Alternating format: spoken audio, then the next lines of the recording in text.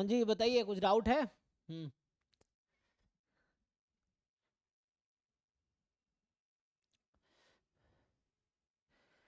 बताइए जी श्रीकांत, आपको mainly doubt था ना, आप पूछ रहे थे, बताइए। सर पी बाई क्यू नहीं था। अच्छा, ये तो भेजिए, फोटो भेजिए, यहाँ ओपन करते हैं, दोनों ऑप्शन है। जैसे यही ओपन कर लीजिए।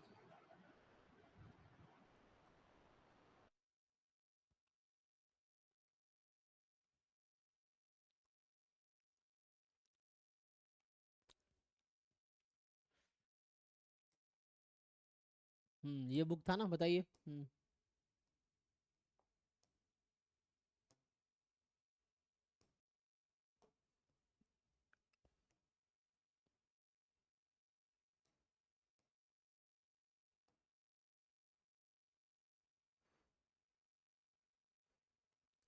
क्या ओपन करना है इसमें?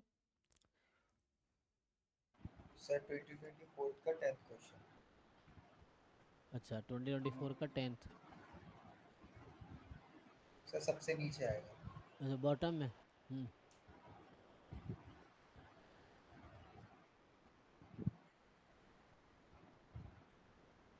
ये वाला। नहीं सर, ये नहीं, इसका वो ऑब्जेक्टिव वाला। हम्म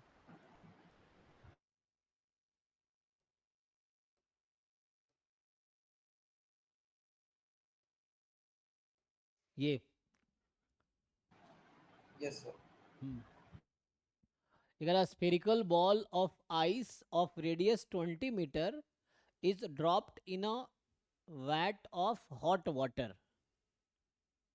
the ice melts in such a way that one, the shape of the ball remains spherical, and दूसरा, the radius of the ball decreases at a constant rate of 0.5 metre पर second.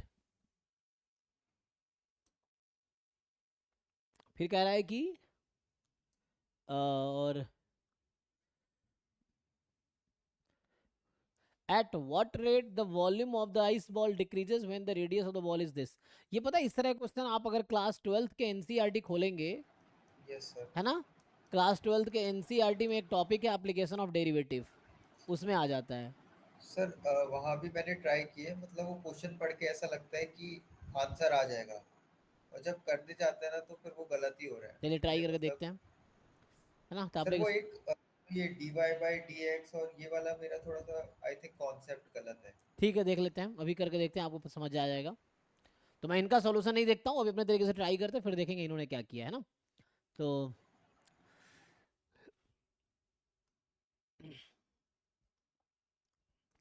चलिए,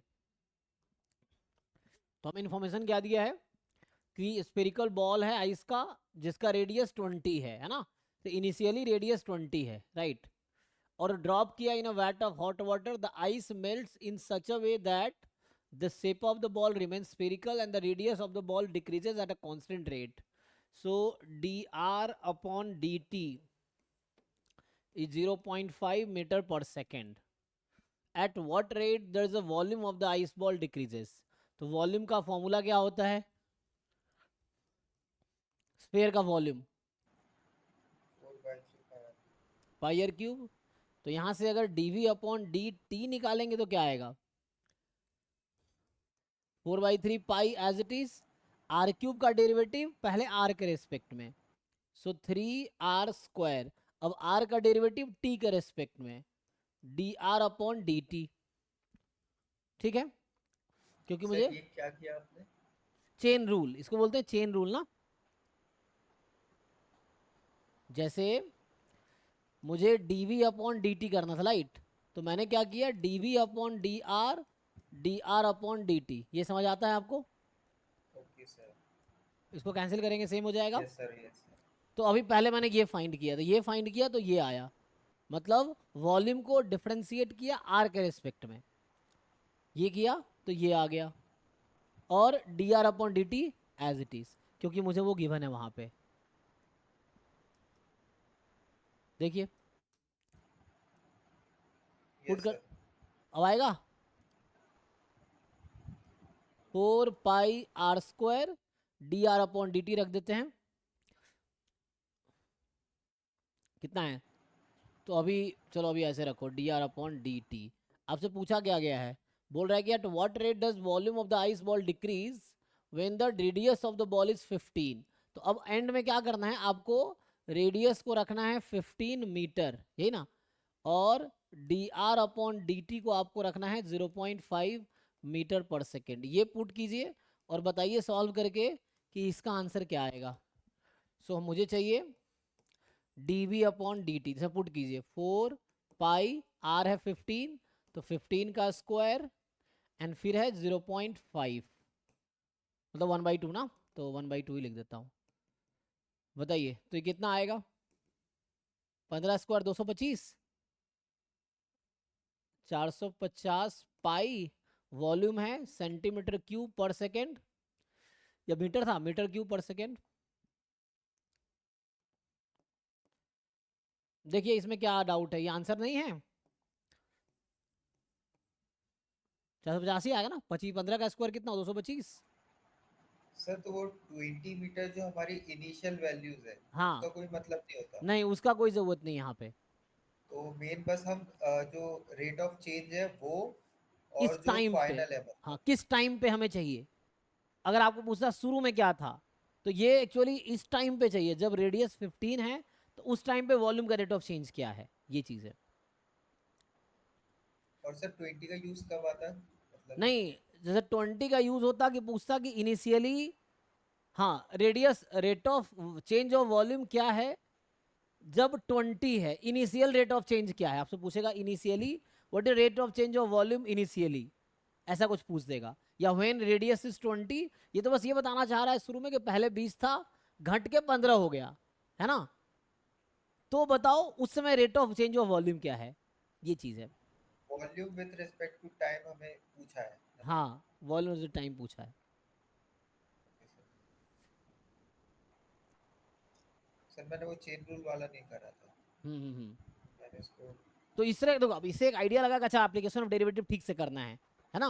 और इस तरह question NCERT में बहुत सारे आपको मिल जाएंगे, एनसीईआरटी सर वो क्लास। मैंने 2 3 वहां से भी ट्राई किए थे, वो भी मेरे सारे गलत ही हो रहे थे लगे थे। नहीं सीखिए उसको, कोशिश कीजिए, ये चेन रूल है, इसका नाम है चेन रूल, तो ये लगाना है आपको।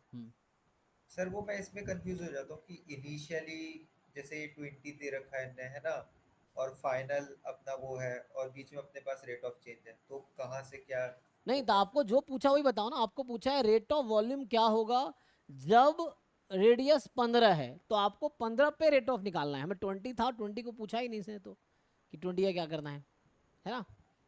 Yes sir. हम्म।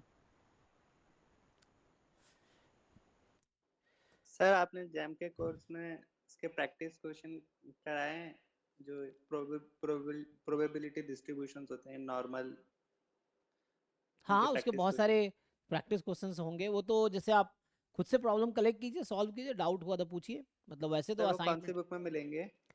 कोई भी बुक उठा लो आप डिस्ट्रीब्यूशन का, जैसे आप रॉस वाली बुक उठा लो, रॉस का है first course in probability theory, जो आपके सीएमआई के सिलेबस में भी रिकमेंडेड है।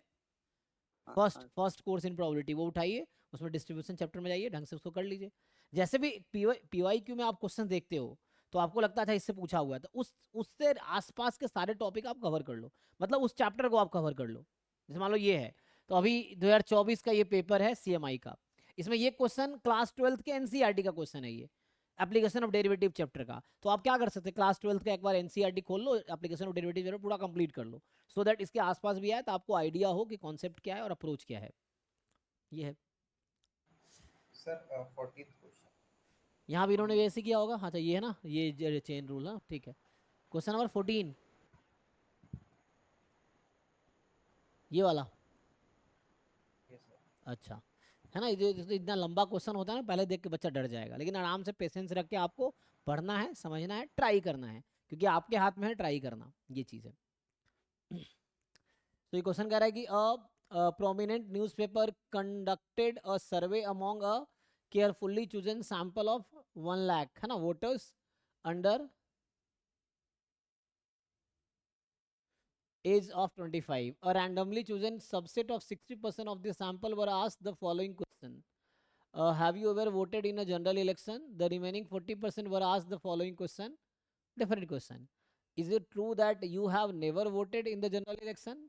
अच्छा, ठीक है, तो मतलब 60% को पूछा गया वो question, have you ever voted in the general election, और बाकी 40% को पूछा गया कि is it true that you have never voted in general election. ठीक है, the editor in charge of collating the data, I think collecting data ऐसा कुछ होना चाहिए, the editor in charge of collecting the data from the survey accidentally deleted some of the content of the survey database.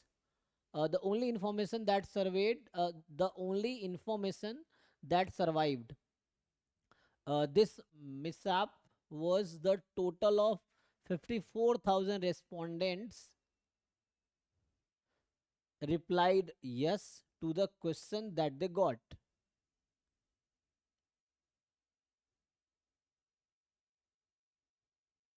Specifically, it is not known how many of these yes answers correspond to the first question and how many to the second. Assume that sampling was done properly and that the respondent answered truthfully. ठीक है, what estimate can we derive from just total number of yes answers? Now, what estimate can we derive from just the total number of yes answers?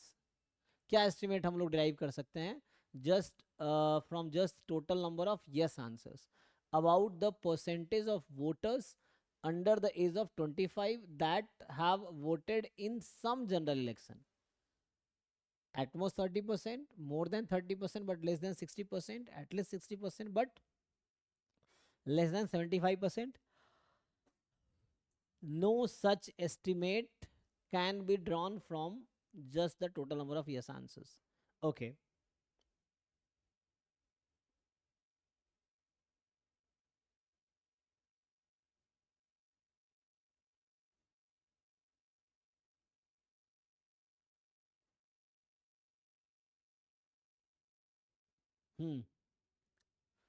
तो अब आपको ठीक से इसको समझना है ना? तो क्वेश्चन पहले तो आपको समझना है, फिर ट्राई करना है।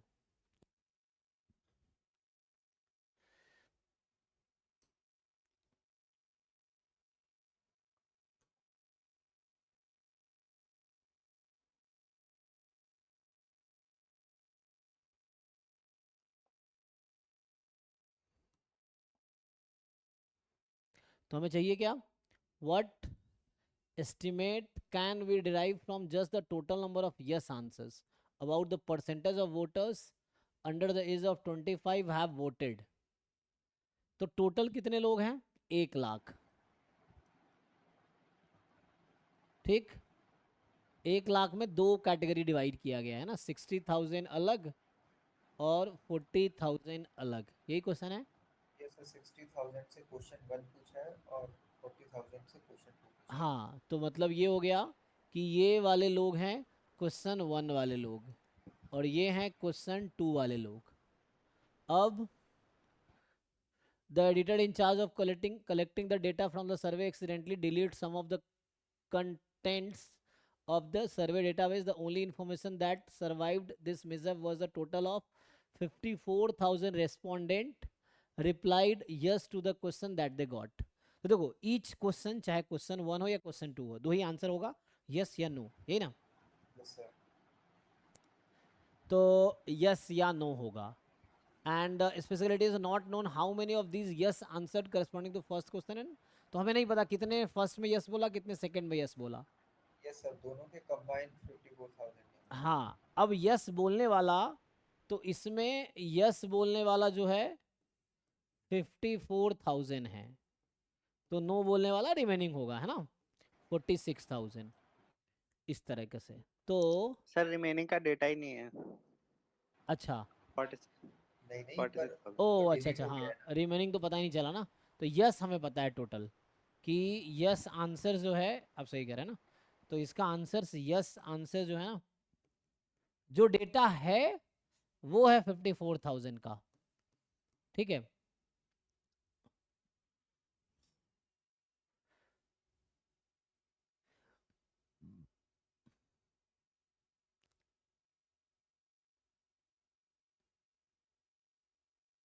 क्वेश्चन ये है कि accidentally deleted some of the content of the service database, the only information that survived this mishap was the total of 54,000 respondent reply to yes. तो जो सिर्फ इन्फॉर्मेशन जो सर्वाइव हुआ है ना, this mishap was the total 54,000 respondent ने yes कहा question का, they got. It is not known कितने ने यस कहा पहले का या कितने सेकंड का, उसका नहीं है, बट ये पता है कि 54,000 ने यस कहा ना, ये तो ये कह रहा है यस सर। ये पता है कि 54,000 ने यस कहा।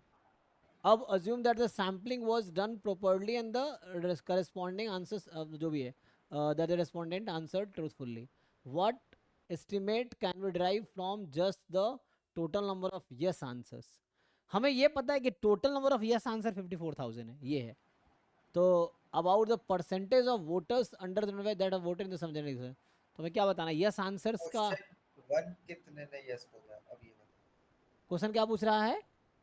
क्वेश्चन 1 जो है ना, हाँ उसमें कितने लोगों ने यस बोला है वो बताओ, वो अच्छा estimate करो।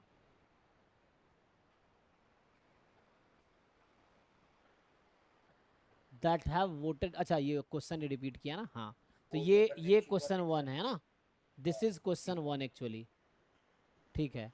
तो ये 1 क्वेश्चन, ने यस निकाला। हाँ तो बोल रहा है कि क्या परसेंटेज ऑफ वोटर्स है जिन्होंने यस कहा होगा in some that that have voted in some general election. Have you ever voted in general election? I think नहीं, यहीं पे शायद आपकी गलती हो रही है, मतलब और यहाँ पे इज इट ट्रू, जैसे मान लो यहाँ कोई यस बोल रहा है, इसका क्या मतलब है कि have you voted in the general election, yes okay. Is it true that you have never voted in the general election? तो अगर किसी ने कहा यस, इसका क्या मतलब है?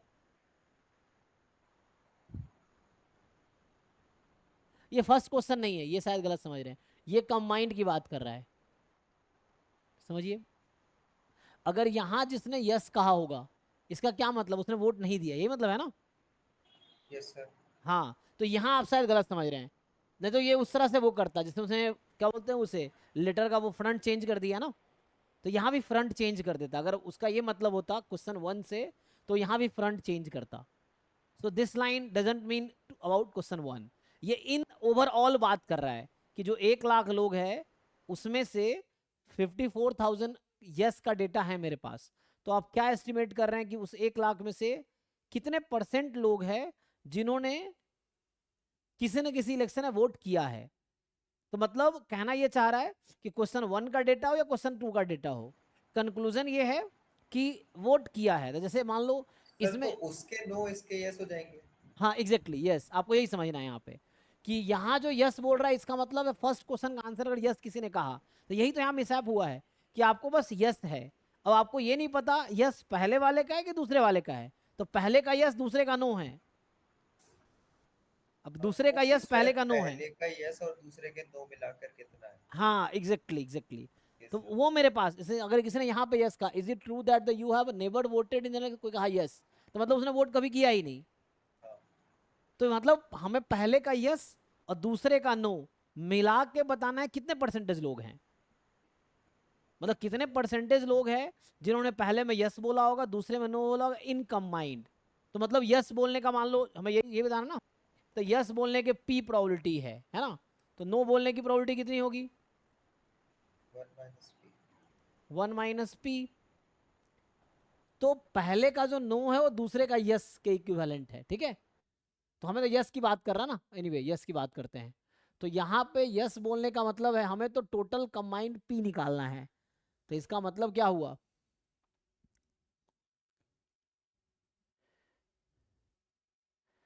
सो 60,000 का पी प्रोबेबिलिटी है इसका जो हम निकालना चाह रहे हैं। एनीवे हम यस नो में नहीं फंसते हैं, सो हम बस बात ये कर रहे हैं कि जो मुझे चाहिए उसका क्वांटिटी पी है, तो 50 मतलब है ना, वोट किया वो 50 है, तो 64,000 में पी प्रोबेबिलिटी है कि उसने वोट किया, मतलब यस आंसर वाले पी है हमारा, तो इसलिए ऐसा कर रहा है ना 60,000 पी, मतलब P is the proportion of the answers that have voted, it is yes।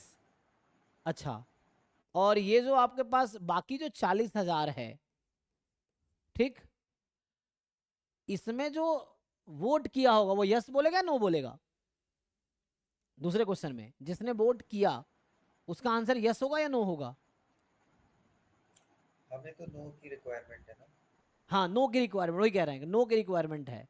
ठीक है, तो हमारे पास यस का डेटा है, तो P is the proportion of yes ना।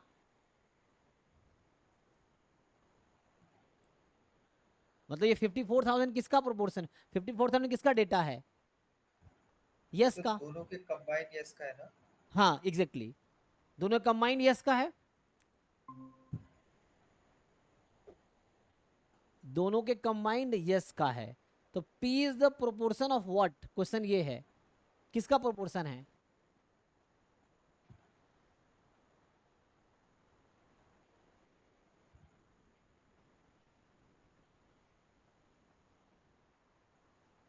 ये जो हम P ले रहे हैं वो क्या ले रहे हैं, यही ना कि percentage of voters under age of 50 that have voted in some general election, ये P है मेरा।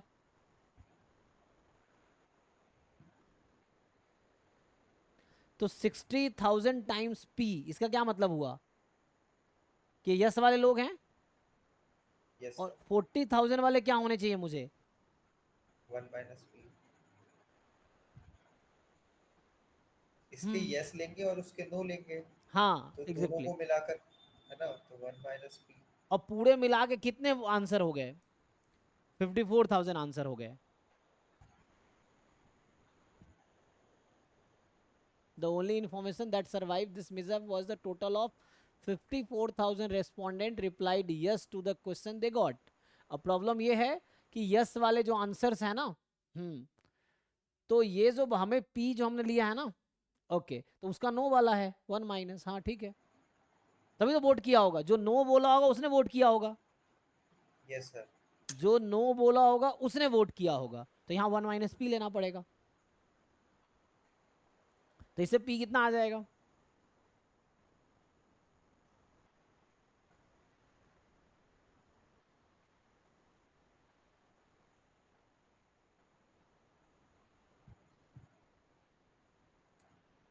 तो वहाँ 14,000 बचेगा, 14,000 उधर, और 14 अपॉन में इधर से 60 में से 40 घट जाएगा, तो कितना, 20, तो 14,000 अपॉन 20,000 आई थिंक ऐसा है।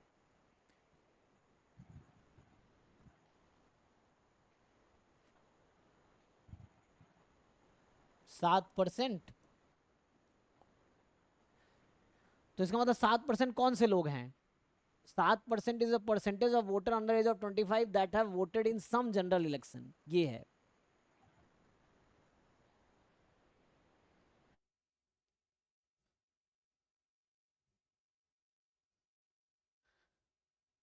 अगर मान लो इसका आंसर भी यस में होता वोटेड, अगर यस का मतलब वोटेड होता, तो यहाँ फिर हम पी लगाते, this P and this P, लेकिन वहाँ यस का मतलब नॉट वोटेड है, तो नो का मतलब वोटेड है, तो 1 माइनस पी यहाँ इसलिए लिया है क्योंकि नो का मतलब वोटेड है।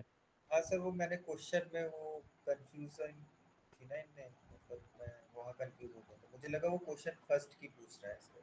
हाँ हाँ हाँ, शुरू में आप वो समझ रहे थे ना, हाँ एग्जैक्टली exactly. हाँ, और सर ये 7% नहीं 70% है। 70 होगा, अच्छा आई थिंक कैलकुलेशन मैंने गलती किया इसका नहीं नहीं मतलब। सर, वो 7/10 लिखा है ना, हाँ कैलकुलेशन सही है, वो 7/10 को ने आगे जाके 70% कर दिया, अच्छा, मतलब प्रोबेबिलिटी है 7/10, जब परसेंट में करेंगे तो आई थिंक वो 70/100 हो जाएगा।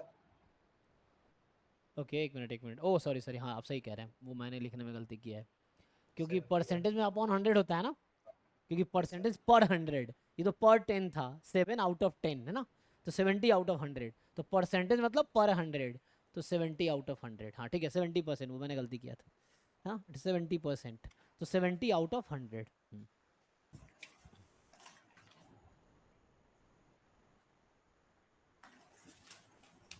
सर अब 7th क्वेश्चन। सर ये लेकिन क्वेश्चन कितने कंफ्यूजिंग बनाते हैं, मतलब आपने हाँ वो फॉन्ट वाला अगर हैक नहीं बताते तो एग्जाम में तो फिर हर कोई कंफ्यूज होगा। हाँ एग्जैक्टली वही है, तो यही तो चाहते हैं वो डेटा इंटरप्रिटेशन टाइप का, वो आपका लॉजिकल अंडरस्टैंडिंग ही वो चेक कर रहे हैं एक्चुअली, सर कि तो इस आप पेपर में 50-60% तो वो यही है, यही है, लॉजिकल ही है। कि लॉजिकली है कि आप क्वेश्चन पढ़ के हर क्वेश्चन में आपको कंफ्यूजन होगा, तो आप लॉजिकली क्या डिसाइड कर रहे हैं वही एक्चुअली है इसमें, तो वही देखना है आपको। सर ये नहीं, नीचे मतलब सब्जेक्टिव में। सब्जेक्टिव में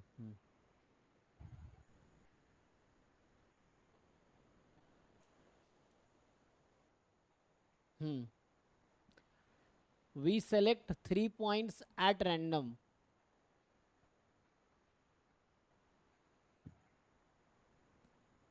So we select 3 points at random on the circumference of a circle.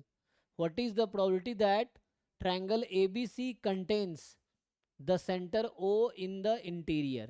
अच्छा,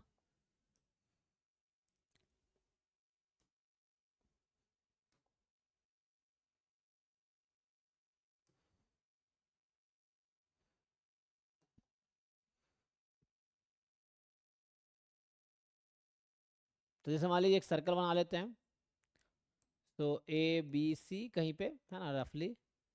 सो we select 3 point at random on the circumference of a circle, ठीक है। 3 पॉइंट सेलेक्ट किया, तो क्या प्रोबेबिलिटी, अच्छा सेंटर इसका जो होगा, मतलब मान लो अगर हम इसी को ज्वाइन करें, सो वैसे तो ट्रायंगल हमारा ये हो जाएगा। सो सेंटर कहीं है ना, सेंटर कहाँ होता है, बीच में, मतलब आप कोई दो वो बना लो, है ना, क्या बोलते हैं उसे, कॉर्ड, तो डायमीटर है ना, 2 डायमीटर ले लो, और जहाँ इंटरसेक्ट करेगी वो सेंटर होगा, ये ना कि 2 डायमीटर जहाँ भी इंटरसेक्ट करेगी, सो वैसा एनीवे, सो सेंटर या फिर, लेकिन हो तो कुछ भी सकता, अगर हम यहाँ पॉइंट ले लेते 3 पॉइंट इधर, तो ये बाहर आ जाता है ना, यस सर। तो कहीं भी ले सकते हैं पॉइंट, तो समझने के लिए मैं बना रहा हूँ। तो कह रहा है कि क्या प्रोबेबिलिटी है कि triangle A B C contains the centre O in the interior, है ना, ट्रायंगल के भीतर जो है क्या आएगा, सेंटर आएगा, उसकी क्या प्रोबेबिलिटी है। तो आपको सोचना होगा कि सेंटर, ट्रायंगल के अंदर सेंटर कब आ सकता है, तो यही मेन पॉइंट है।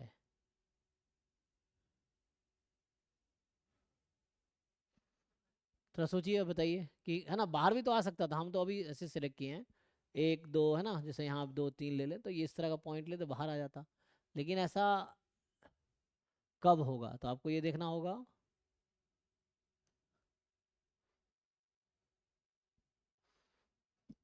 हम्म, तो इस तरह क्वेश्चन है, एडवांस जो जेई एडवांस वाले पेपर्स हैं उसमें आपको मिलेंगे, जो प्रोबेबिलिटी के क्वेश्चन हैं, है ना, तो जेडब्ल्यू एडवांस के पेपर्स में ऐसा क्वेश्चन मिलेगा प्रोबेबिलिटी टॉपिक में, बेसिक प्रोबेबिलिटी वाले पार्ट में।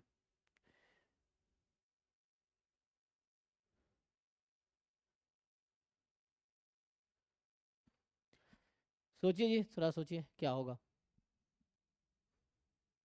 कुछ आइडिया है, मतलब सॉल्यूशन नहीं देखा हमने, क्योंकि सॉल्यूशन देखें थोड़ा सा खुद अपना दिमाग लगाते हैं, फिर देखेंगे क्या किया उन लोगों ने।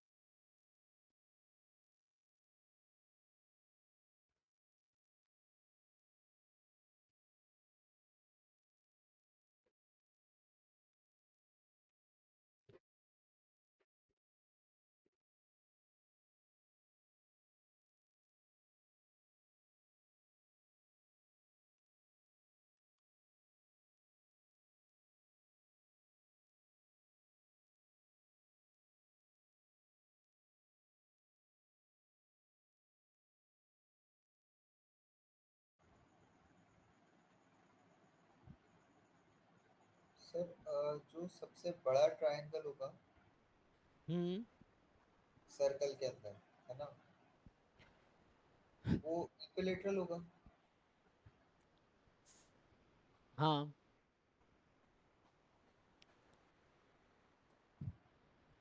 सर जैसे ये क्वेश्चन है, मतलब इसमें बेसिकली इसका यही आस्क है क्या कि जो सबसे बड़ा ट्रायंगल होगा उसका एरिया अपॉन में सर्कल का एरिया।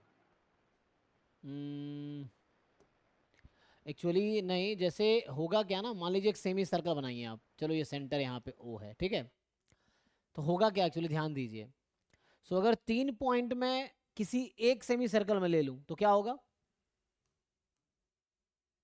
मान लीजिए for example A B C, तो क्या ये सेंटर कंटेन कर रहा है ये ट्रायंगल? No sir. तो इसका मतलब है कि हम जो 3 पॉइंट सेलेक्ट कर रहे हैं, that can not lie with in a semi circle, यही मतलब है कि वो ऐसा एक सेमी सर्कल में तो नहीं आना चाहिए। मतलब वो हम कोई भी सेमी सर्कल बनाओगे, मतलब कोई भी डायमीटर ड्रॉ करो, so for all diameters all the 3 point must not be the single side, जैसे पिछला बनाया था हमने, है ना। यस जैसे सर। ये ए है और ये बी है, ये सी है। अब आप कोई भी डायमीटर बनाओ, कभी भी ये तीनों पॉइंट एक साइड नहीं आएगा किसी डायमीटर के। जैसे मैं ये डायमीटर लूं तभी एक साइड नहीं आ रहा। अब कोई भी डायमीटर बना कर देख लो, सो ऐसा कभी नहीं होगा कि, तो अगर ऐसा मतलब when all three sides will not lie in a semicircle, then origin must be या center must be, है ना, center of the circle must be inside triangle। ये यहाँ लॉजिक है एक्चुअली। सर तो इससे ये कंक्लूड कर सकते हैं कि प्रोबेबिलिटी हाफ से कम है। हाफ से कम है। कम आएगी, यस। हाँ, ये पता चल गया। सो 1 - अगर मैं ऐसा कर दूं कि 1 - probability all 3 points are in a semi circle, ऐसा कर सकते हैं। नहीं कहा ना कि तीनों पॉइंट नहीं होना चाहिए एक ही सेमी सर्कल में, तब जाके जो सेंटर ऑफ द सर्कल है वो ट्रायंगल में आएगा। तो 1 - अगर all points come with in a semi circle, तो वैसा कर ले। तो 1 - अब क्या प्रोबेबिलिटी है कि तीनों पॉइंट एक ही सेमी सर्कल में आप आ जाए? तो पहले तो एक पॉइंट आप सेलेक्ट करोगे, एक पॉइंट कहीं ना कहीं तो फिक्स करोगे विदाउट लॉस ऑफ जनरलिटी, फिर एक सेमी सर्कल आएगा। अब बाकी 2 पॉइंट इसी में आने चाहिए, इसकी क्या प्रोबेबिलिटी है? तो या तो पॉइंट इस साइड होगा या इस साइड होगा, यही चांस है ना। तो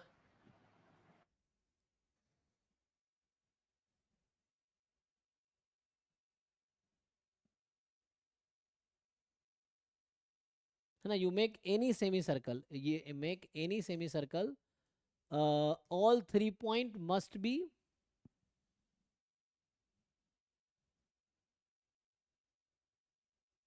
मस्ट नॉट कंटेन, है ना, ऑल 3 पॉइंट्स।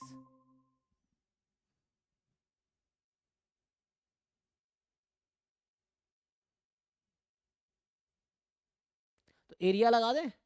अगर एरिया की बात करें तो अब 2 पॉइंट के लिए तो हमें क्या करना पड़ेगा, 3 पॉइंट के लिए सेमी सर्कल था, एक पॉइंट मैंने फिक्स कर दिया। तो अच्छा, इसका आंसर है, आंसर क्या दिया हुआ है? अच्छा, उसने सॉल्व तो कर ही रखा है, क्वेश्चन तो सॉल्व तो है ही ना, इसमें क्या किया इसने, कहा गया, यही था ना। अच्छा, इसने फिक्स कर दिया है कि assume that the circumference is 1 unit. अच्छा, टेक द फर्स्ट पॉइंट, हाँ, the diameter joining this point and the centre divide the circumference into 2 halves. अच्छा, ये कहना चाह रहा है कि एक सर्कमफेरेंस 1 मान लो, ठीक है, एक पॉइंट कहीं फिक्स कर दो, डायमीटर को ज्वाइन कर रहे हो इस पॉइंट से, तो जो सेंटर है वो डिवाइड करेगा सर्कमफ्रेंस को इनटू 2 हाफ। हाँ, ये तो ठीक है। Choose the second point on the any of the 2 halves, है ना, yes, and the calculation does not change. Now the third case has to be on the other half of the center to be the triangle. If the second point is the distance x from the first, then third has to be chosen in an arc of length x out of half. So the probability of success is 2x. Integrating this over 0 to half, we get 2x square by 2. अच्छा, and which is 1 by 4. Note that the probability is 1 by 2 for the second was on either side. So the final answer is 1 by 4. अच्छा, तो ये कुछ उस according से गया है. अभी हम वही कंटिन्यू करते हैं जो हम सोच रहे थे. तो मैंने कहा जैसे एक पॉइंट हमने रैंडमली चूज कर लिया, ठीक है ना. जैसे इन्होंने बताया कि मान लो यहाँ से तुम एक डायमीटर बना लो, ठीक है.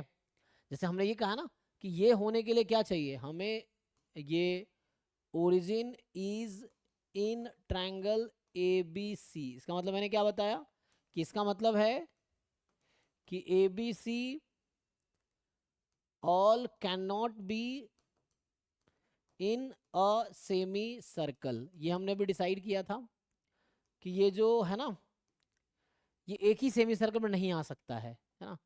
All can not be in a semi circle मतलब चाहे कोई भी डायमीटर बना लो, ये एक सेमी सर्कल में नहीं आएगा. तो जैसे यही फॉर द टाइम बिंग ये है मान लो, है ना. तो इसका मतलब ये हमने ये बनाया ना, तो एक पॉइंट को इधर होना पड़ेगा और एक पॉइंट को इधर होना पड़ेगा. ये चीज़ है. Yes sir. सर एक अप्रोच और है, उससे शायद आ रहा है आंसर. क्या आ रहा है बताइए. सर कोई भी एक आर्बिट्ररी पॉइंट लेंगे सर्कल पे, मान लीजिए एक बार ए. आप ट्राई कीजिए. हाँ, ठीक है. अब वहां से जो आपने डायमीटर बनाया इसे 4 क्वाड्रेंट में डिवाइड कर दो. 4 पार्ट में डिवाइड कर दो. हाँ 4 पार्ट में डिवाइड कर दो. कैसे? मतलब जैसे परपेंडिकुलर में 4 अच्छा, पार्ट में डिवाइड ओके कर दो. ठीक है, क्वार्टर बना दिया. हाँ, इसके परपेंडिकुलर ड्रॉ कर दिया, ठीक है. ठीक है. अब जो अगर हम दूसरा पॉइंट इन ये 4 आर्क लेंथ में डिवाइड हो गया ये, हाँ तो एग्जैक्टली. अगर फर्स्ट इन आर्क लेंथ को 1 2 3 4 कर दो. हाँ 1 2 3 तो 4 मान लो, ठीक है. ठीक. हम्म. फर्स्ट आर्क लेंथ में दूसरा पॉइंट लेने की प्रोबेबिलिटी 1/4 है. हाँ. ठीक है. हाँ. अब हम तीसरा पॉइंट सेंटर में तब आएगा जब उसके डायगोनली अपोजिट वाले में तीसरा पॉइंट होगा. हम्म, मतलब तीसरा पॉइंट अगर हमने दूसरा point first first arc length में लिया है, तो तीसरा पॉइंट थर्ड आर्क लेंथ में आना चाहिए. तो अगर यहाँ ले लिया हमने और तो फिर तीसरा यहाँ पॉइंट अगर यहाँ ले लिए तो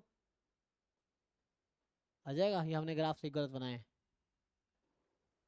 नहीं सर गड़बड़ हो गई है. है ना. क्योंकि मान लीजिए अगर ऐसा होगा तो यहाँ तो फिर आ जाएगा. बाहर हो गया सर. हाँ, तो इसमें कुछ वैसा होगा कि ओरिजिन को लाना है ना. तो आप जो सोच रहे हैं हाँ मुझे लग रहा है यहाँ पे 2 में आएगा और 3 में आएगा. ये लॉजिक है. ए यहाँ फिक्स है ना, तो एक 2 में लेना पड़ेगा और एक 3 में लेना पड़ेगा, तब हो जाएगा. जो आप कहना चाह रहे हो हाँ 1 3, तो वो 2 3 करना पड़ेगा. हाँ 2 3 में. कि अगर अगर आपने 1 में लिया है, तो जैसे आपने 1 कहा, तो 1 में लिया तो मुझे नेक्स्ट लेना पड़ेगा. हालांकि 1 का नहीं, 1 से 2, तो वो तो आउट वो हो जाएगा. तो यहाँ 2 में अगर लेंगे तो 3 में लेना पड़ेगा मुझे, तब जाके हो जाएगा. एंड ए तो कहीं भी हो सकता है ना, वो तो हमने अभी फिक्स कर रखा है. तो जब यहाँ फिक्स करेंगे तो उसके अकॉर्डिंग आ जाएगा.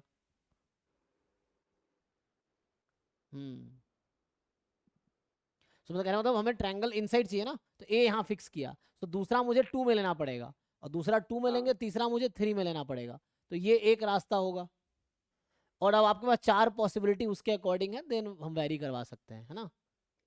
हाँ. तो सर मतलब 4 पॉसिबिलिटी मतलब ए यहाँ हो हाँ सकता है, यहाँ भी हो सकता है, यहाँ भी हो सकता है, यहाँ भी हो सकता है, तो इंटू 4 कर हाँ देंगे. जैसे मैं कह रहा हूँ कि जैसे 2 है, 1.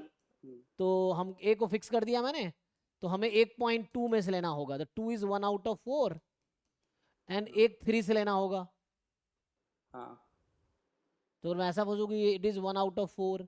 अब ऐसे कितने केसेस पॉसिबल हैं? 4 ही. 4 है. ए या तो यहाँ पे होगा, या यहाँ पे होगा, या यहाँ पे होगा, या यहाँ पे होगा, तो उसके अकॉर्डिंग 2 3 भी मूव करेगा. सो देयर आर 4 हाँ केसेस. तो इस तरह से कुछ मिल जाएगा. इस पता तरह नहीं से सही है कि नहीं. हाँ, मे भी ऐसा हो सकता है. दूसरा लॉजिक जो मैं लगा रहा था, तो उससे भी हम सोच सकते हैं कि हम लोग ये कर रहे थे ना कि या तो इस साइड होगा या इस साइड होगा, हाफ हाफ प्रोबेबिलिटी है, ठीक है. तो या मैं उसको समझा देता हूँ, जो उसने किया वो भी मैं समझा देता हूँ उन्होंने क्या किया है. जी जी, आपका क्वेश्चन भी करते हैं, इसको कंप्लीट कर लेते हैं, है ना. तो आपके क्वेश्चन पे आते हैं जो चैट पे लिख रहे हैं. तो अभी के लिए इसको मैं कंप्लीट कर देता हूँ, जो उन्होंने किया वो भी बता देता हूँ क्या है. तो अभी के लिए उन्होंने ये किया वैसे किया है कि एक क्या किया, उन्होंने कहा कि चलो मान लो सरकमफेरेंस 1 है फॉर द ना, एक अज्यूम कर लिया कि 1 है, सरकमफेरेंस का लेंथ 1 है, तो आप है ना कोई भी एक रैंडम पॉइंट ना फिक्स कर दो ए। अब नेक्स्ट पॉइंट आप लोगे मान लो बी कहीं पे लोगे है ना, ये टोटल 1 है, टोटल डिस्टेंस आपका 1 है, अब बी कहीं ना कहीं तो लोगे, तो ये मान लो एक्स डिस्टेंस पे आपने लिया ए से, तो एक्स हो सकता है यूनिफॉर्म 0 1, कहीं भी हो सकता है ना इस तरह से। एंड अच्छा इन्होंने ऐसा कहा है क्या, तो मैं सोच रहा हूँ एक्स यूनिफॉर्म 0 1 कहीं भी हो सकता है, तो इन्होंने तो ये कहा है, तो ये कंटेन कराना, हाँ, तो if the distance of point is this on the first and the third has to be chosen in arc of the length X out of half. अच्छा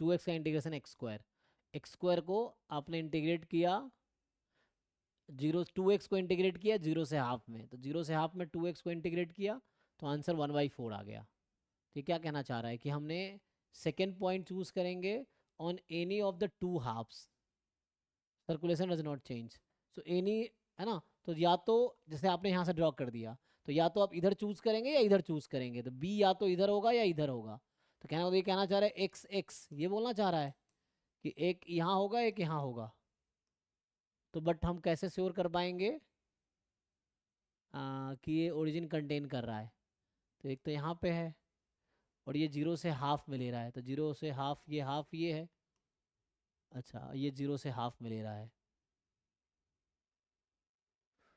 तो कह रहा है कि 2x को इंटीग्रेट कर दो 0 से हाफ में,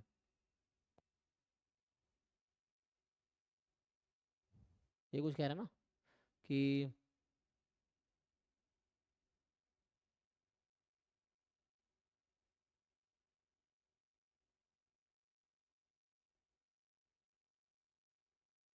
ये कुछ ऐसे ही कहना चाह रहा है कि प्रोबेबिलिटी ऑफ सक्सेस ये x है, ये भी x है, तो ये 2x हो गया, और 2x क्यों, ये तो यूनिफॉर्म 0 1 ले रहा है मुझे ऐसा लग रहा है, तो यहाँ से यूनिफॉर्म अगर 0 1 लेंगे तो मुझे ओरिजिन को कंटेन कराना है, तो मुझे एक अगर यहाँ लिया तो दूसरा मुझे यहाँ ही लेना पड़ेगा, यही लॉजिक यहाँ भी लगा रहा है, मुझे ऐसा लग रहा है कि ये लॉजिक यही यही लगा रहा है कि यहाँ पे अगर ए यहाँ पे लिया है, सो हाफ से 1 में करो बेटर है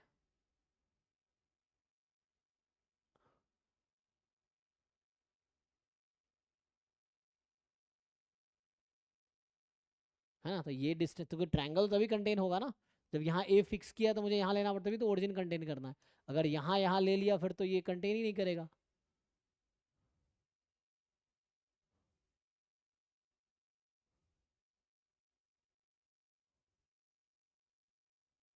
और ये एक्स कह रहा था शुरू में 0 से हाफ ले रहा ना एक्स को, तो एक्स ये 0 से हाफ में ले रहा है ना, क्योंकि ये कह रहा है एक्स आप यहाँ से यहाँ तक कुछ भी ले सकते हो, जो क्वेश्चन में जो सॉल्यूशन है उसमें ये कहना एक्स आप है ना यहाँ था, तो यहाँ से एक्स डिस्टेंस पे कहीं भी जा सकते हो 0 से हाफ में, तो एक्स अगर यहाँ लिया तो मुझे लग रहा है हाफ से 1 नहीं होना चाहिए कि,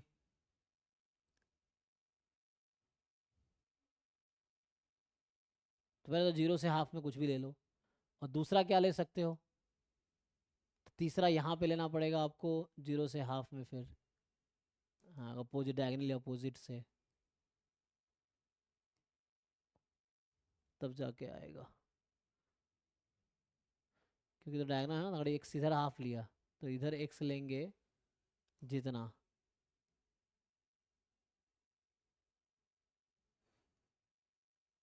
क्वेश्चन कुछ तो थोड़ा वैसा है, कॉम्प्लिकेटेड सा है, बट अच्छा क्वेश्चन है ना। लॉजिक तो वही समझ आ रहा है क्या ना, एक तो ये भी ठीक लॉजिक है कि हमें यहाँ क्वार्टर में ही लेना पड़ेगा तब जाके आएगा, और यहाँ ये लोग पता नहीं क्या कर रहे हैं कि 2x को इंटीग्रेट कर रहा है ये 0 से हाफ में, तो ये आंसर 1/4 आ जाएगा, तो ये इसका आंसर है।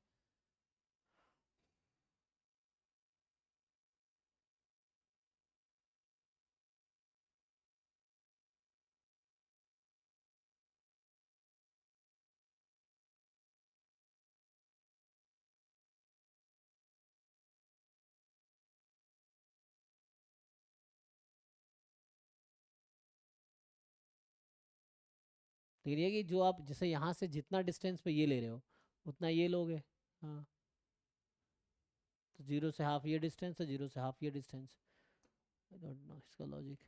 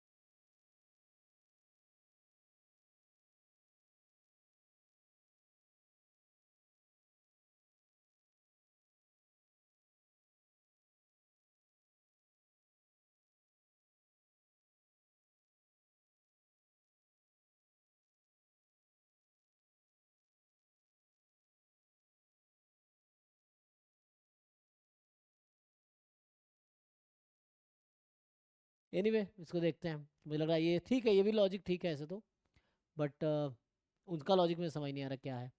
चलो नेक्स्ट इनके क्वेश्चन पे आते हैं जिन्होंने पूछा हुआ है, टाइम भी हो गया है तो अभी इसको देखते हैं। सर क्लासेस रोज लगेंगी ना हाँ, ये वाली? इनका CMI वाले में ग्रुप था ना, देखते हैं क्या है। क्या है भाई इसमें, क्या पूछ रहा है कि S denote the set of all employ in a large corporation. I J S में है, ए आई जे 1 है अगर J reports to I and 0 otherwise. तो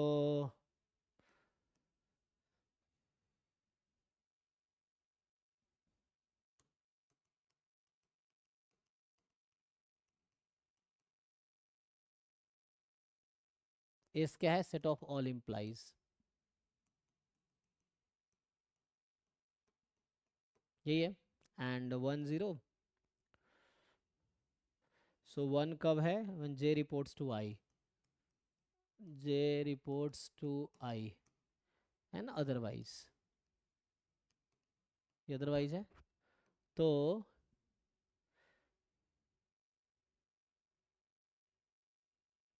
और आई खुद को रिपोर्ट नहीं कर सकता इसलिए 0 है। सोचिए the following statement is are true.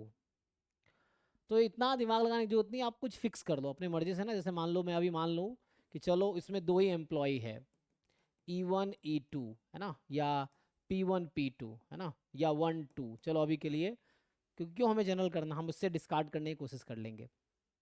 तो यहाँ पे अगर मैं इसकी बात करूँ, अभी मान लो 2 ही एम्प्लॉय है कंपनी में, ठीक है। अब क्या होगा, तो फिर से वही ए आई जे क्या होगा यहाँ पे कि वही 1 या 0। तो पूछना क्या चाह रहा है,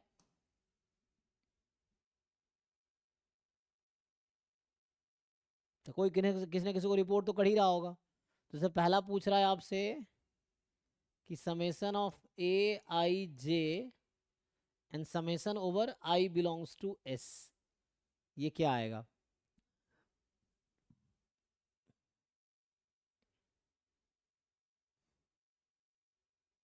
चलो ये निकालने की कोशिश करते हैं। तो जे कुछ फिक्स कर दो, जे को मान लो अभी के लिए 1 रख दिया मैंने, जैसे ने कहा ना। सो ए आई 1 आई बिलोंग्स टू एस, तो इसका मतलब हो गया A11 प्लस A12, यही हो गया ना। सॉरी A11 और A21, क्योंकि मैंने जे को 1 फिक्स कर दिया, इसने कहा ना फॉर ऑल। तो A11 तो 0 होगा जैसे इसने कहा है, एंड A21, तो ये तो A21 अब डिपेंड करेगा 2 1 को रिपोर्ट कर रहा है कि नहीं। तो 2 2 को तो रिपोर्ट करेगा नहीं, तो एक ही ऑप्शन है, या तो 2 1 को रिपोर्ट करेगा या 1 2 को रिपोर्ट करेगा, है ना। तो J is the set of all employees in large corporation, I J belongs to S, 2 employ है और आई जे 1 है अगर J report to I and zero otherwise. A I zero है क्योंकि आई को रिपोर्ट नहीं करेगा, तो किसी और को रिपोर्ट तो कर ही रहा होगा ना। Which of the following statement is are true. तो इसका मतलब है कि टू को रिपोर्ट तो कर नहीं सकता, तो 2 को 1 को रिपोर्ट करेगा, तो ये तो तुम्हारा 1 आ जाएगा यहाँ पे, क्योंकि दूसरे को दो ही ऑप्शन, दो ही एम्प्लॉय है, तो 2 किसी न किसी को रिपोर्ट करेगा तो 1 को करेगा। तो पहला तो ट्रू हो जाएगा, लेकिन यहाँ पे हम लोग डिस्कार्ड नहीं कर पाएंगे किसी को, नहीं, तो मुझे डिस्कार्ड करने के लिए थोड़ा सा एम्प्लॉय साइज बढ़ाना पड़ेगा।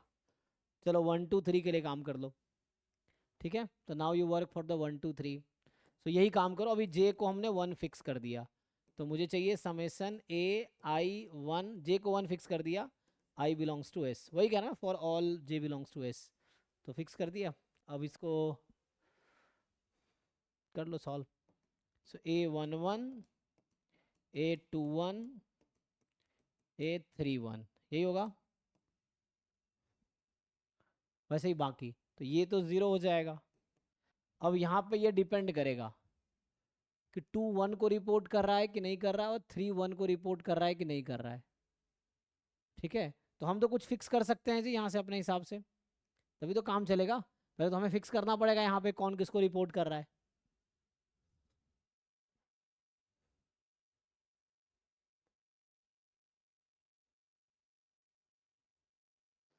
सर इसमें ऐसे मान सकते हैं ना, hmm 1 is senior to 2, 2 is senior to 3, हाँ 1 कुछ, सबसे सीनियर है, 2 सबसे चलो सीनियर है, 3 सबसे सीनियर, या इसका उल्टा कुछ भी मान हाँ सकते हैं। कोई भी एक केस मान लेते हैं। तो इसमें फिर 3 2 को रिपोर्ट करेगा, 2 1 को रिपोर्ट करेगा, यही ना। हाँ सर, इस क्वेश्चन में गड़बड़ लग रही है।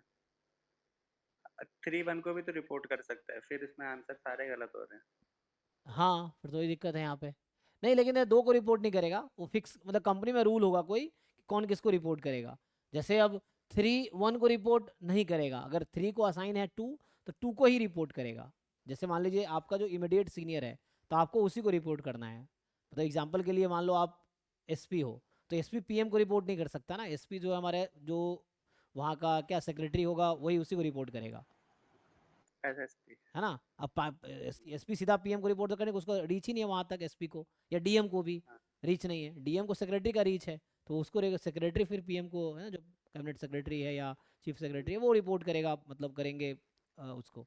तो उस तरह से हायरार्की फिक्स है। सो हो सकता है 3 को 1 का रीच ही ना हो, ये चीज़ है ना, तो ज़रूरी नहीं है। हाँ सो ठीक है। इमीडिएट सीनियर को ही रिपोर्ट करेगा वो, ये है।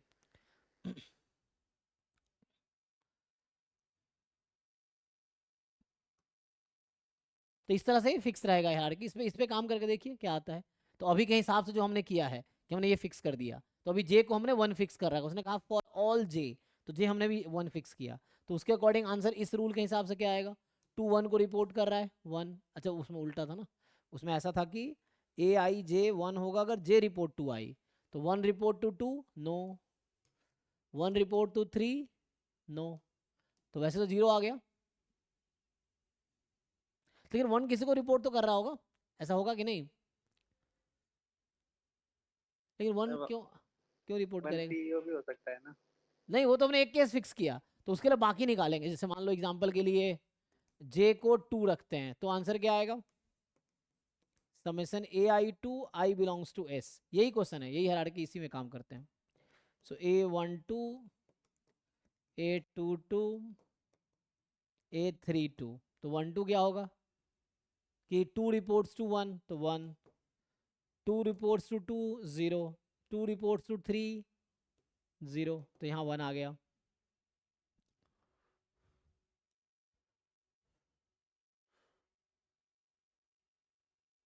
ठीक है, तो उस केस में 1 आ गया, पहले 0 आया था। किसी केस में 1 से ज़्यादा आएगा, तीसरा देख लेते हैं। सर अगर हम एक एक कोई रिपोर्ट कर रहे होंगे तो 1 से ज्यादा नहीं आएगा। सो ए आई कॉमा 3 कर देते हैं, I belongs to S, so A13 A23 और A33, तो ये तो 0 हो गया। क्या 3 2 को रिपोर्ट कर रहा है, यस। क्या 3 1 को रिपोर्ट कर रहा है, नो। तो ये 1 से ज़्यादा नहीं आएगा, है ना, क्योंकि एक कोई तो रिपोर्ट कर रहा है ना। तो इसमें क्या होगा कि कोई अपने इमीडिएट कोई, जैसे आपने जे को 1 3 फिक्स कर दिया, तो 3 किसी एक को ही रिपोर्ट कर रहा होगा ना, इसलिए या तो 1 ही आएगा हमेशा, मतलब 1 या उससे कम आ सकता है कभी, जैसे इस केस में यहाँ आ गया, है ना, कि लोअर केस में। तो हमने सारे केसेस डिस्कस कर लिए, तो इससे ये समझ आया कि ये जो होगा लेस देन इक्वल टू 1 ही होगा। अब 4 रख लो, अब चाहो तो अब सेम जो जनरलाइज 4 1 2 3 4 ले लो, तब भी जे जो भी फिक्स करोगे ना, जे अपने इमीडिएट सीनियर को रिपोर्ट करेगा। तो फॉर एग्जांपल J+1 को रिपोर्ट करेगा, तो J+1 J1 होगा, बाकी सब 0 हो जाएगा। तो ये हाँ आप सही कह रहे थे, इस तरह से कि जो इमीडिएट सीनियर को रिपोर्ट करेगा, तो यहाँ पे आंसर जो होगा वो आएगा लेस देन इक्वल टू 1। तो हमारे अकॉर्डिंग आंसर यही होना चाहिए। देख लो जी, MSQ है क्या? तो फोर्थ देख लेते हैं। हाँ। तो फोर्थ समझिए, अब फोर्थ पार्ट जो इसमें कह रहा है कि डबल समेसन कर रहा है। अब इसी में हम लोग काम करते हैं अभी। तो डबल समेसन AIJ, वही I बिलोंग है, J belongs to S, I belongs to S, double sum. तो कहने का मतलब इन सबको ऐड करना है मुझे। तो अभी हमने J के लिए अलग काम किया ना, तो ये आया था 0, ये आया था 1, ये आया था 1, तो कितना आ गया यहाँ पे? ये तो 2 आ गया। J3 तो नहीं हाँ आया, सर। है ना? तो थ्री। लॉजिकली यहाँ पे 3 आना चाहिए था ऑप्शन के हिसाब से, बट 3 तो नहीं आया, 3 एम्प्लॉय है यहाँ पे। तो तो हो क्या रहा है ना, क्योंकि n एम्प्लॉय है, तो जो हाईएस्ट ऑर्डर पे होगा उसको किसी को रिपोर्ट नहीं करना है, जो है ना, जो हाईएस्ट पोजीशन पे होगा they will not report to any. तो उस लॉजिक के हिसाब से ये गलत हो जाएगा, तो एक ही होगा सही, देख लो मेरे हिसाब से तो अब यही होना चाहिए। अच्छा एक मिनट देखिए, हमने कहा था 1 से ज़्यादा नहीं आएगा ना, तो 1 से ज़्यादा नहीं आएगा, ठीक है। तो मोर देन इक्वल टू 1 वाला भी तो ट्रू हो सकता है, मतलब इक्वल टू 1 भी तो अलाउड है ना यहाँ पे, लेकिन ऐसे 1 से कम भी तो हो सकता है।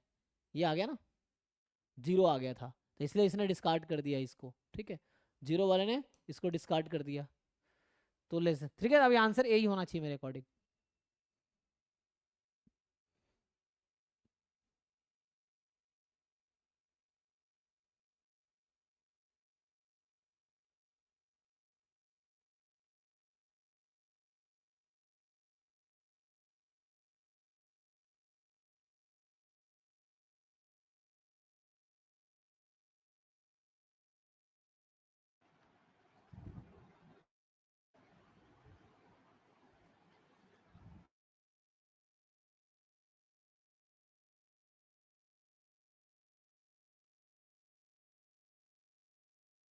ठीक है जी, चलिए, थैंक यू, मिलते हैं कल।